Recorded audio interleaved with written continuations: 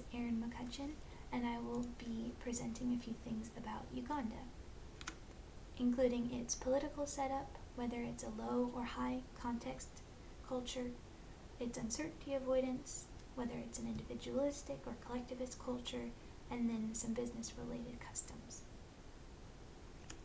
So first off, based off of Uganda's constitution, it is a presidential republic with a president holding a 5-year term and holding the power over the government and the state. Uganda also has a legislative branch and a judicial branch, and multiple parties, 2 of them being the National Resistance Movement and the National Unity Platform. Despite this, Uganda's government can be more accurately described as a dictatorship, as the current president, Yoweri Museveni, has been president for 40 years, since 1986. And he has maintained this power through suspicious circumstances, including using the military courts to prosecute opposition, and then also arresting political opponents. And he is not the only president of Uganda to try and maintain power by such means.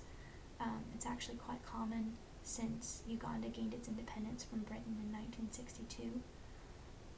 Additionally, there has currently been a lot of civil unrest, as well as some violence, with accusations that over 2,000 activists have been arrested since 2021, and this is all occurring because the next presidential election in Uganda is set to happen in January 2026. Uganda has a high context culture, meaning that in communication, Ugandans rely on nonverbal social cues. They try to avoid being direct because it is considered rude, so they will instead put a lot of effort in being subtle in how they communicate their meanings. So when communicating, you need to just be patient and try and understand what those nonverbal social cues are, what they're saying. For instance, in Uganda, silence can indicate deep thought or disagreement. Uganda also scored a 60 out of 100 on Hofstede's chart for uncertainty avoidance, and this is a relatively high score.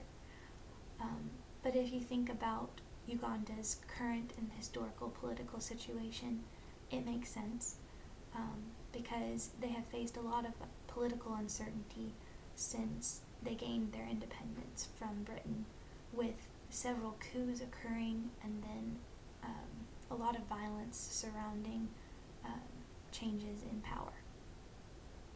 So as a result of all of this, Ugandans value structure and stability because they have experienced what it is like to not have that. Uganda scored a 25 out of 100 on Hofstede's chart for individualism, which means that it is a highly collectivist culture.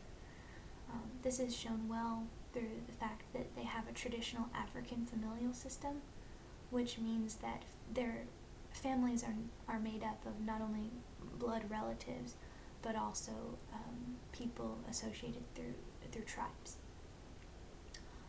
So overall, Ugandans place a greater value on harmony and peace within groups over individuality. Finally, there are many customs in Uganda that can be applicable in business relationships. And like with any other culture, if you want to be successful business-wise in Uganda, just be patient, respectful, and show appreciation for their culture. And some ways of achieving this include greeting people with a firm handshake. You can also expect the handshake to maybe be long, and then follow that handshake up with a verbal greeting. A common one is, "How are you?" And then always address people with their proper titles, like Mr., Mrs., and Doctor. And then before you engage in any business conversation, make sure you make an attempt at some casual conversation. It's considered polite to try and get to know the person you're talking to first. And then when you finally do get into business conversations, you can expect them to last a while. They can be long, and make sure you don't rush people's decision-making processes. Saving face is also very important in Uganda. This means that you need to avoid causing embarrassment for anyone. And then also respect elders. This is very, very important in Uganda. And one way you can do this is simply by greeting them first. And then gift giving is not really, it's not expected in the beginning of a business relationship, but it becomes more acceptable as the relationship grows. Just avoid expensive presents or gifts because those can be misunderstood. And then accepting hospitality is important as well. This means if someone offers you like food or drink, it's considered polite to accept. And then on the other hand, if you consistently refuse hospitality, that can cause serious offense. Also, do not point at anyone with your finger because it's considered rude, but you are allowed to point with your entire hand. And then dress modestly, make sure your shoulders are covered. Ladies wear skirts or dresses that are below the knee. And then finally, avoid using your left hand for greeting and eating because it is considered unclean. That is all I have for my presentation. Thank you very much for listening.